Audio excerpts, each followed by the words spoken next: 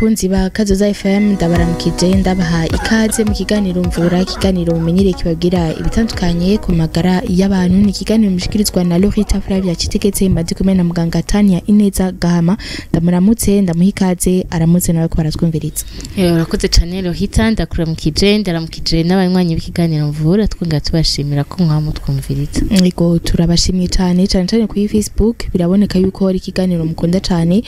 mama muriko muraraba murahawe ikaze kandi cyane mushaka ico tuganira ko murashaka kutwandika kuri Facebook canke kuri nimero za Kazoza FM 72 43 canke 62 kuri no musi rero mu kiganiro mvura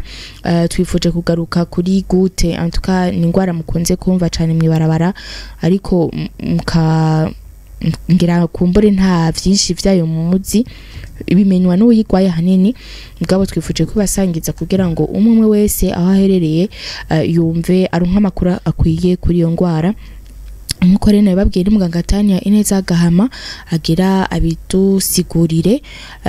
tubice ijya nino mu kanya ca twinjira mu donido ry'ikiganiro cacu. Ndasubiye kubaha ikaze tugera tuyage kuri good nibaza katarundi rurimi rw'ikirundi twava turuvugamo canke kumbure muganga abitubwiye ariko reka banze adusigurire twumvise gute dutahure kari ingwara imeze gute ifata abandi. Urakoze cyane Lohita. Ingwara ya gute ni ingwara iza mu mubiri kubera umuntu aba yagize irikwirirana y'ikintu bita acide urique mu mubiri.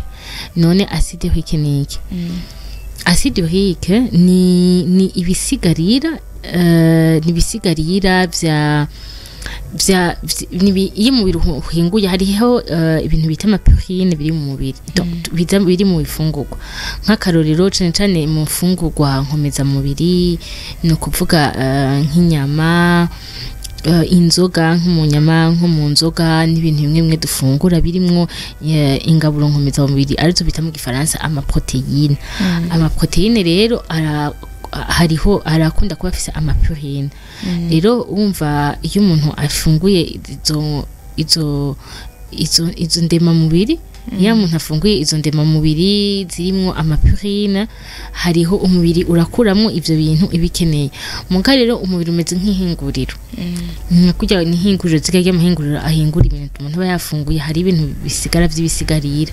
ivyo bisigariro vy'amapurine yitwa acide urique. Iyo acide urique rero ifise ukuntu umubiri wisohora ugasohoka uvuye uciye mu mukoyo ugasohoka ariko birashobora gushika mu gihe ugasanga acide urique yabaye nyinshi mu mubiri canke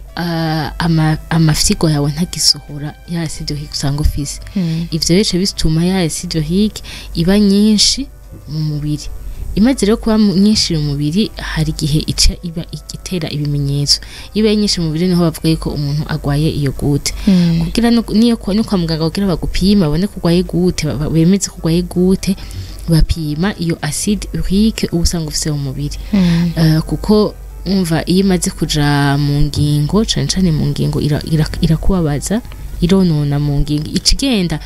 iraba nyinshi mu maraso ikacigenda ikidepose ikagira ikaba nyinshi ikaja gufata mu ngingo ukasanga niho uri kurabara canke ikagenda mu mafyigo ikagira twatuntu tutubuye umuntu abantu bahora bagira twatuntu tutubuye turi mu mafyigo bita calcul renal rero iyo niyo ngwara bita gute. Muratusiguriye icarisho ingwara yitwa gute nikiba cabiteye muri ico gihe utwo tuntu twa acide urique dutanguye nuvuga kwiforma mu ngingo bega muri ico gihe umuntu acatangura kugira ibimenyetso ibihe ni giki kimwereka yuko hari kitariko kiragenda neza. Urumva navuze yuko kenshi ya acide urique ikigenda ikaja mu ngingo rero ikimenyetso kenshi abantu bakunda kubonera ko nyene cagute ni kugira kubabara mu ngingo ariko cane bikunda gufata mu runo rukuru rukozo ruteye uruno rukuru umugabo nigo guhambira rukunda gushikirwa imbere y'izindi umugabo impande yo kuruno rukuru handi hantu akunda kwabara cyane ni mu ku gatsintsiri aha mu ngingo ho gatsintsiri mu kirenge hama mu mavi hamwe no mu nkokora mu nkokora mu mavi no muri cheville mu kuguru umuntu akababara cyane akababara nyine ukababara kumva ko afise amadureur akaba mubabaza ihambavuye kubabara hakasha gushuha hakavyimba nyine aho hantu nko mu maguru hakavyimba gose ukababara cyane uri kuratambuka hagatukura hariho n'ababara mwijoro ugasanga cane mwijoro niho ababara mwijoro akababara cane mu ngingo canke aho hantu naho iyo articulation izo ngingo hari hababaye ntushobore kuhamenya kuhanyiganyiza no ugasanga niba mu gatsintsiri bikakugora gutambuka hakababara hakavyimba hagashuha rero hari igihe biza bigahera bikaza bigahera hari igihe bitangura nka crise nyine ukabona amadurara afatije bukwi na bukwi utanga kubabara uravyimvye urababara cane ariko hari n'igihe usanga iyo cyo ni mu gibiri ego ariko hari n'igihe usanga ari umuntu abigendana akabazi ko akunda kugira amakrize ya gute yaduze ukatusanga arababara gucyonye nucangira ikibazo none ga mugangatani hari nk'ibi ibifungurwa canke ibinyobwa novuga gute element déclencheur za gute ego hariho abantu bakarigwa kurusha abandi abantu bakarigwa kurusha abandi bivanye n'ibintu ufungura ko twavuze yuko gute ni iva cane muri amapurine donc nibisigarira vy'amapurine rero iyo umuntu afungura ibifungwa vyinshi birimwo amapurine biratuma agwariza nazo ni cane inyama zitukura les viandes rouges nk'inyama z'inka impene rero iyo ibinwa vyinshi birashobora gutuma ugira ayo madeshe menshi ikindi nikiwe naco ni kunywa inzoga zirengeje n'inzoga zirengeje kubera n'inzoga zirimwo ziragira aya ma excès acide urique umva rero hoho iyo ufata izo inyama nyinshi ukajushira ko n'inzoga nyinshi umva hoho buri risque yo kongereza ayo ma acide urique mu mubiri hamwe n'inzoga ikindi kintu naco ni abantu bafise ingwara z'amafyigo kuko umva usanga ugwaye amafyigo ugasanga ntisohora ya urine neza kisha kiba ikibazo ikindi n'abantu bavyibushe cane obesité nko twavuze ubuherutse ubunini burenze canke ubunini bushobora gutera ingwara navyo ni ikibazo kuko birashobora gutuma umuntu agira iyo acide urique nyinshi mu mubiri ikindi kintu kandi umva wowe umaze no kuba munini biratuma inozange ngurumva ziba zisanzwe ziremerewe deja ikindi kintu naco ni nk'abantu usanga bari ku miti nkayo nk'imiti ya hypertension ushobora gusanga ituma umuntu aguma aja ku mwanda muto ugasanga amafyigo ye ntariko arakora neza navyo ni birashobora gutuma umuntu akarigwa kurusha abandi uravuze ikintu c'abantu bakorerwa kurusha abandi shaka utubwire gato imigwi y'abantu ahanini karigwa niyo gute kuko turakunze no kumva yuko nk'abakenyezi badashobora gukora gute igora abagabo gusa mbega n'abagabo n'abari bo bose canke hari imigwi canke hari ico biba vyavuye ko kugira ngo ashobore kugira amahirwe mabi yo gufatwa n'iyo ngwara ego kwijica cyo gutangura cyo suko atari ntigwara abagabo bonyene gusa abagabo barakarigwa kurusha abandi abagabo barakarigwa kurusha abandi kurusha abagore abagabo barakarigwa kurusha abagore ariko n'abagore barayigwa ariko cane inyuma ya menopause bamaze guca niho kenshi usanga bakarigwa umugabo n'imbere yaho hariho hari abagore bayigwara tuko batayigwara ariko kenshi mu bakiri batoyi abagabo nibo bagwara cyane kurusha abagore abandi bantu bakunda gukarigwa n'abantu bakuze abantu bakuze kenshi sinzi ko maze kumibona kandi usanga abantu benshi bagwara gute abari abantu bakuze nari navuze abantu bafungura ibintu birimo inyama nyinshi abantu bafungura ibintu birimo inyama nyinshi bakanywa n'inzoga nyinshi abandi bantu bakarigwa n'abantu basangwa ari alcoolique umuntu asanzwe ariko kamere kiwanywa inzoga nyinshi hamwe n'ubunini cyane abantu basanga bafite ubunini usanzwe uri muniniya hama hariho n'abasanga bafise musanga umufise mu muryango iwanyu guto umuvyeyi yayigwaye kuko hari gushaka gusanga ariko umubiri wanyu uteye ugasanga ntusohora acide urique nko bitegerezwa. Abandi nabo ni abantu usanga bafise izindi ngwara nka diabete, hypertension kuko ni ingwara ziza zisanzwe ziremera amafyigo. Ushobora gusanga zituma umuntu hashobora guca agwara kubera iyo asanga agwara kubera iyo gute canke n'abantu basanga bafise imiti ikora ku mafyigo. Abandi bantu nabo ushobora gukarirwa ni abantu kenshi usanga bakunda kuba déshydraté ugasanga ntunywa amazi kenshi nako nibirongereza risque. Ikindi kintu naco gishobora gutuma umuntu peut-être wari usanzwe yifise buke mu ugasanga ucukumugira amakrize gusumba abandi nko mu gihe ugize nka stress suppose wari usanga ufise acide urique iri hejuru gatoya mugasanga ubaye mu bintu bigutumye ucigira stress canke trauma canke kinini kuhanga kikubuza amahoro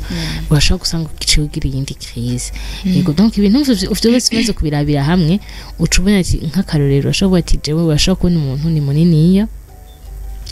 anywa inzoga nyinshi kandi arakunda nka brochette cyane kandi ugasanga nta kindi kintu afunguye kandi ntafite na discipline yo kuzanywa amazi menshi umva nk'aba ari kagirike bakagira amariske yo kugwara gute cyangwa ugasanga nk'umuntu asanga afite umuvyeyi yaragwaye gute hama nawe ugasanga uranywa inzoga nyinshi canke ufite ibindi bintu bimenyetso urumva uba uri kongereza amariske yawe yo kugwara gute. Hari ikintu bavuze ca diabete na hypertension dusigurira ingene gute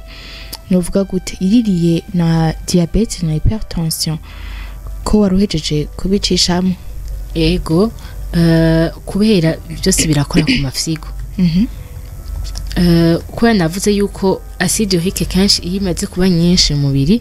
ari amafyigo ayisohora amafyigo niyo asohora ibicafu bimwe tuba dufise ariko hariho urumva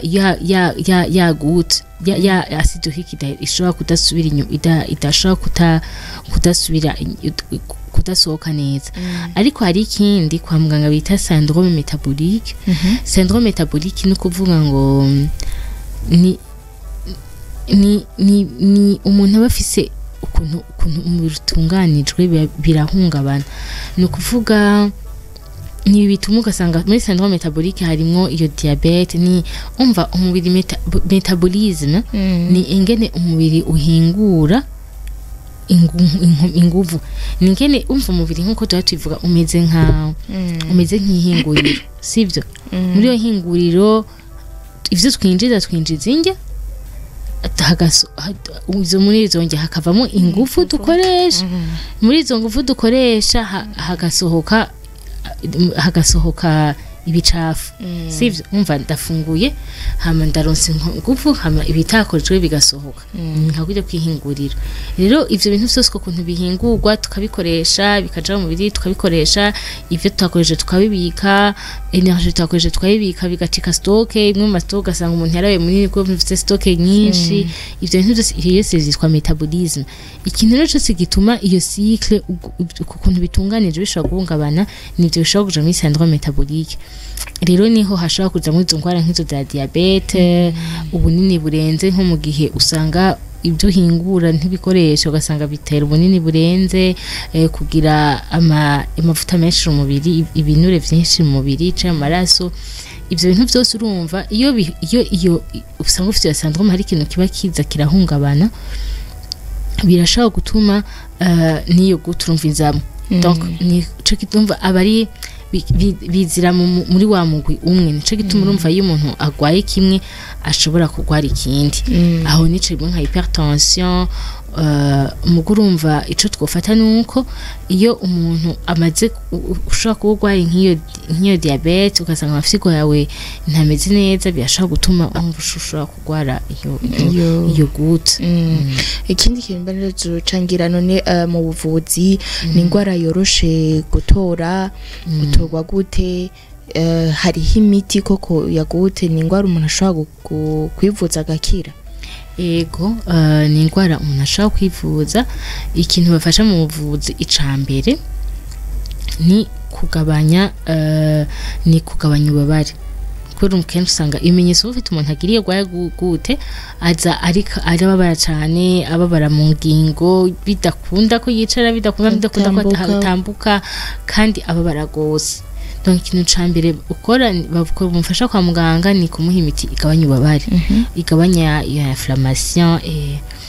ica kabiri havuye iconye ikindi gice gikurika kwa muganga baguha imiti igabanya iyo acide urique numva igabanya acide urique kugira ntuzosugire indi crise muri kazoza kugira ya acide urique igabanuke mu mubiri ariko ivyo vyose biguha kugira ufite ntuzogira ama complication mugabo ivyo vyose bivana nawe n'ingene uciye uvyitwaramo kugira ntushobore ntuzohavugire ayo ma complication yego watubwiye ikintu c'ama complication mbega nize complication zishobora kuza canke ingaruka mbi zishobora kuza mu gihe utatrese neza iyo goti yawe nibiki bishobora gushikira umuntu icambere iyo umuntu yagwaye gute umva suppose uragize iyo acide urique nyinshi mu mubiri hama amarticulation iragiye mu articulation urabaye gose mugabo ntuhinduye nta kintu kinhinduye mu kuntu wari usanzwe ugira rero bashobora guhiye imiti igabanya acide urique mugumva ntishobora kugabanya ntushobora kumushira mu acide urique utagabanije ugasanga ntiyagabanutse itera iba nyinshi ya acide urique mu articulation imaze kuba nyinshi icambere kiba haraba ama deformation hari gihuna umuntu intoke zaravyimbye sinzi ko mwabanze kubibona ugasanga umuntu intoke zaravyimbye zaritunye haraje ibintu bivyimbye bijya ni umva ni iyo acide urique iraza ikagira utuntu nk'utubuye nico gituma haterumva biraza bikitekera kuri ngaha mu ngingo bikitekera hakavyimba hakituna amarticulation akituna niho ubona umuntu avyimvye niba ari ku ntoke canke ugasanga uruno rwaravyimbye muri amarticulation umva hatangura haza dukeya tukakubabaza mu nyuma birashobora gutera bigaba nk'ivyo bintu vyiyubatse vyavyimbye ugasanga biratuma hamera nk'ahamugaye ikindi kintu naco iyo bitabaye gutyo mu ngingo bishobora kuba mu mafyigo bikagenda bikitekera mu mafyigo hagabatwa dukalkule amakalkule navuze n'utuntu tumeze nk'utubuye utwo tubuye rero mu mafyigo turababaza cyane kandi hari igihe dukalkule tukagusaba ko bategerezwa kubaga kuko ugasanga twazibiye uturingoti two mu mafyigo rero bagategerezwa kubaga umva amakalkule kandi nayo ndashoboka ikindi kintu naco nuko hambavu yo kuvyimba aho mu ngingo birashobora guhinduka arthrite chronique donc arthrite no kuvuga ingwara yo mu ngingo ugasanga umuntu ufite ingingo zawe ziragwaye uhamubabaye mu ngingo bikateba bikaba ibintu mwamana ukabuzi yuko ingingo mu ngingo uragwaye mu ngingo urababara bikama gucyonye donc nizo n'ivyo bibazo ushobora kugira kandi ugasanga ubuzima bw'umuntu umva qualité de vie y'umuntu irahinduka kuko usanga suppose nk'ubu waramaze kugira arthrite chronique waramaze kugira hahandi umenga haritunye usanga nimba hora wandika ugasanga ibintu bisikikunda ko wandika wari utambukana harene bikunda gutambuka urumva imibereho yawe ya misi yose ntiba bikiri facile yego none muri ico gihe esko hari nuvuga gute hari nk'imibereho umuntu yohindura yaba mu gufungura yaba mu vyanwa kugira ashobore gutuma mahirwe mabi yo gushika kuri ivyo bintu bakora dusigurira abaho mbega gute ikindi kibazo cangira ni ingwara ishobora gukira iyo umuntu akurikije ivya muganga agahindura n'imibereho yiwe urumva nibaza yuko iyo umuntu amaze kuja agafata discipline birashobora kugabanuka. Kwa navuze yuko ni accumulation ya umva baguhaye ya miti ikagabanya iyo acide urique, ariko nawe ukagira imyifata ibereye birashobora gutuma ya acide urique idasubira kuduga mu mubiri. Ehoro ni nko mu gihe izi wifashe gute cambere ni mu gihe wize gufungura ibintu gufungura neza, gufungura ibintu bitunganije neza, icambere ukagabanya cane ifungurwa zirimo ya purine, no kuvuga inyama zitukura cane cane ukazigabanya, kuko hari nk'umuntu ushobora gusanga hari abantu bafungura inyama imisi yose, hari nafungura inyama zisukuye imisi yose, mu gihe wese ngo uzi kuko arigwa ucuraba yuko izo nyama ugerageza ukaziheba, nuko ukagabanya bishoboka. Nica kabiri ni gufuma usubiriza za nyama zitukura, ugafuma uzisubiriza ibindi bintu nk'amata canke ibintu birimwo nk'amata, kugira vyitwe yuko wasubirije ama proteine. Ikindi kintu naco ni kunywa amazi menshi, kunywa amazi menshi, kuko iyo uri kuranywa amazi menshi bituma ugabanya, bituma bifasha amafyigo gusohora ya acide urique. Uzi gusanga ufite ico kibazo urimenyereza kunywa amazi menshi kugira ugume uja ku mwanda muto, ku buryo ushobora kugabanya. Ikindi kintu naco ni kugabanya ibiro, ukaraba ntube munini gose, kurumva navuze ko muri ubwo bunini hashobora kuba stockage y'iyo acide urique irenze. Ikindi ni kugira sport, kweri iri kuragira sport biratuma nahone ibiro bigabanuka kandi ukaguma uri souple, n'amaarticulation n'ingingo zawe zikaguma zikora ku buryo ushobora kubyo bishobora gufasha ntugire bya biro birenze canke ngo wabare mu ngingo. Ikindi ni kugabanya inzoga, bishoboka, ibyeri, ubuze inzoga ni cyane ibyeri, inzoga z'urufuro zeze zose tarikeri gusa muga vyose, inzoga z'urufuro zose zishobora gutuma inzoga z'urufuro zose kwa nizo zishobora kongereza iyo acide urique. Ikindi kintu naco ni kugira discipline mu gufata imiti, ukabuzi yuko gufata imiti, ukabuzi yuko ukuntu ukurikiza gufata imiti neza, nimba imiti yobare, nimba ari ya miti ugabanya gute, ariko ukagira discipline kugira ngo ya crise ishobore kugabanuka. Hama usigwa kurikira nk'akarorero, hariho nk'imiti iyo utanguye kunywa ya gute usanga ucugira crise, kubera nk'akarorero hariho nk'imiti kugira bagabanye iyo acide urique, ni imiti iza gufata ya mafisto twamaze kwiforma mu ngingo ikadusambagura, idusambaguye tukaja tuja mu maraso, hama tukaja mu mafyigo ikadusohora. Rero hari igihe usanga utanguye kunywa iyo miti, kuko twatuntu ica gusambagura twatuntu ugasanga ucibabara ucugira indi crise. Ariko nk'ivyo byose umuganga babigusiguriye ku buryo ubuzi yuko tini nabona ikintu kigihindutse sincamagari ku muti, ariko ukamenya ikintu ngene vyagenze kandi ugakurikiza ukuntu muganga yikubwiye. Hamubabaye ukagerageza ukanywa imiti y'ububabare, ugashirako ikintu gikanye kugira ububabare bugabanuke, ariko ukaba discipline. Ubundi niko biza birafasha kugira amakrize ahere. Abariko batwumviriza ngira barumva yuko tumaze guca ibitari bike ijya nino mu kiganiro mvura, twe tuvuga kuri good. Reka inyuma y'akaruhuko gato ce tubandanya na kino kiganiro. Ya kano karuhuko reka tubandanye n'ikiganiro cacu camvura. Ndabibutse ko tuko turavuga kuri good, ingwara ya good, muri kumwe na Lorita Flavia Chitegetse na muganga Tanya Ineza Gahama. turabandanya n'ibibazo hari mugangatanya hari ibintu byinshi bivugwa ngaho mu kibano ati gute ifata abantu bifise gusa n'ubwa nk'abatunzi ngira ngo bashobora kwigurira kakanyama bakora dusigurira yuko usanga biva ku gufata inyama nyinshi canke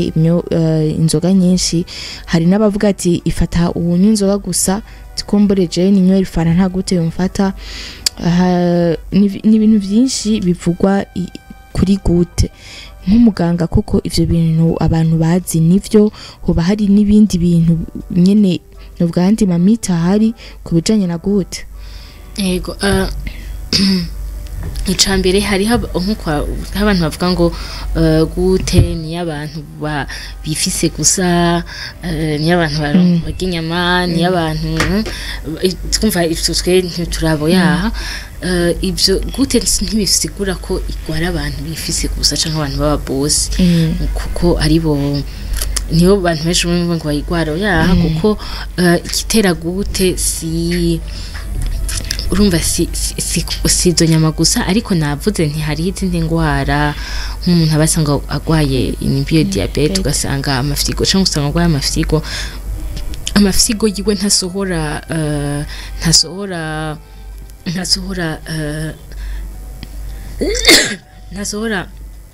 iyo acide urique nk'uko bitegerezwa arashobora guca igwara nico gituma rero niyo umuntu abonye umuntu agwaye gute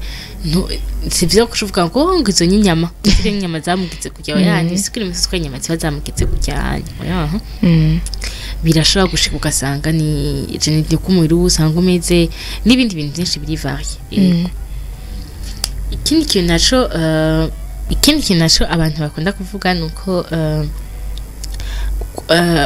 ikindi kintu bashobora no kwibaza kuri gute nkuko twavuze ko abantu bamwe inzoga bakariko cane kuri gute ariko ntitwosha tuvuga ngo utanga inzoga ngo ntashobora gukora gute yawe ushobora gutanga inzoga ariko ukagwara gute kuko nk'ubunini ushobora kuri umuntu munini gose bigashobora gutuma ugwara gute canke ufise nk'izo ngwara neza amafyigo zigatuma ugwara gute yego canke kibaza ngo kubera numva ni crise iza urashobora crise gahera utarinze ugasanga iraheze utanye imiti myinshi ariko ntibisigura ko ngo wagize crise no munsi urabaye amacikiration hama ico bikaca bihera ngo yiho gute ibikiza oya utegerezwa kwivuza kuko iyo acide urique umva urashobora no kugira iyo acide urique kaduga bakuko imiti bikaca biroka cyo ngo nakize gute oya kuko bisaba ko ugira iyo discipline hama ukagenda ukipimisha bakabona ko koko iyo acide urique yagira akabanuka mu mubiri donc kisuzuma ntikirado kumva hariho imvo yatumye wewe abandi banetaduka ariko wikaduka kumbura ashobora kuba ari byo fungura birenze cyangwa ushobora gusanga ariko kuntu utesohora birenze rero bisaba ko waramenye ico byavuye ko hama ukamenya ko mwene ucitwaramo kugira bigabanuke hari n'ibindi bavuga yuko umuntu atorinda kuja kwa muganga hariho novuga nk'imiti kama canke nk'ibintu yokora ngo bikagabanya gute bikagabanya iyo acide urique mu mubiri mbega byo nivyo biriho byoshoboka koya ingwara ya gute bitize no kugenda kwivuza kwa muganga kuko urumva ni ukuntu ku mubiri iyo acide urique iba yabaye nyinshi rero kwa muganga imiti irahari ishobora gufasha umuntu kugira ntagire iyo acide urique nyinshi irahari kandi irahari kugira ifashe kandi baranakwigisha ngene ushobora guhindura imyifato yawe kugira ngo ntugwe mufise acide urique rero mu mubiri rero ni vyiza kwivuza umuntu ntaguma ari muhira gutyo ubonye utivujije canke uri kumfata imiti ishobora kudagufasha cane ariko kandi kwa muganga hari imiti ishobora gufasha kandi ukamererwa neza hama abadukirikiranye muganga Tania basigaranye iki kuri ku ngwara ya gute batahura iki bamenye iki bitwarara iki uyifise yitware gute uyitayifise yitware gute ico bosigaranje ku ngwara ya gute nuko ari ingwara yuko umuntu yagize ikintu bita acide urique nyinshi mu mubiri acide urique nyinshi mu mubiri iva mu bifungura vy'amaproteine ni kuvuga biri mu ndema mubiri biva cane cane bigeno nk'inyama cane rero kugira umuntu yegwara iyo acide hiki yabaye nyinshi ija iyo acide hiki yabaye nyinshi igenda kwibika mu ngingo nico gituma ucugira crise kwabara mu ngingo iyo umuntu ativuje bigenda gute hashobora gutuma itera iba nyinshi igatuma ikamugaza aho hantu mu ngingo igatuma muri kurabara nshinga ashobora no kugenda kwitekera mu mafyigo igatera ama calcul ingene umuntu yo kwitwara amaze kwigwara uraje kwa muganga baguye imiti igabanya ubabare bakaguha n'imiti igabanya acide hiki ariko cyane cyane bihagaze mu myifatire ya misi yose ibintu umuntu afungura mu kugabanya ibiro mu kugira iyo sport ubufashe neza kugabanya inzoga no kugabanya inyama zitukura murakoze cyane Tanya ariko hingeje mbaza akabazo gato yikanyuma uvuze inyama zitukura hari bavuga ngo wocurya ni viande blanche nk'inkwavu canke iki mbega byo biri conseil yuko basi umuntu yofuma afata ubwo bwoko bw'inyama ku muntu afise gute ego ku muntu afise gute ayo fuma afata izo viande blanche kurusha ko yofata inyama zitukura kuko nizo zitafise ama purine menshi murakoze cyane cari ikiganiro mvura reka rero tubashimire mu bimwese mwagikurikiranye nshimire na muganga Tanya Ineza Gahama mwakoze cyane Rohita tubaha isango kundi wa gatatu uza aco mushaka ko tuganira ko murahawe ikaze mashaka no kutwakura mashaka kutwandikira message ubutumwa bugufi rero reka ndabashimire cyane naho ubutaha mu kiganiro gikurikira Kazoza FM, be your own boss.